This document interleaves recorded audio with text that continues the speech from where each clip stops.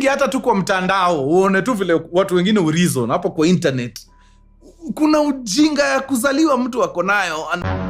Mimi nataka wasanii wetu sasa waanze kutunga nyimbo. Sasa kitu inanimaliza kabisa ni ya kwamba hii mauaji vile tulifanya wakati ya JM Kariuki. Nataka nyimbo katika hii mlima zianze kutungwa. Tulia. Ni nini? Ya huyu William Ruto na vile ametufanyia kama jamii. We shall speak through songs going forward. Hiyo sijawahi sikia.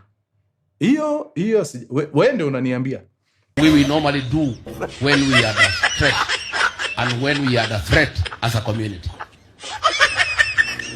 Oh, our artists, you must come up with strong songs with the message that the community is under siege, it is under attack. Wangwana, can we all agree ya kwamba if you have no business in the city, tukae tu mashinani? Can we agree that? Because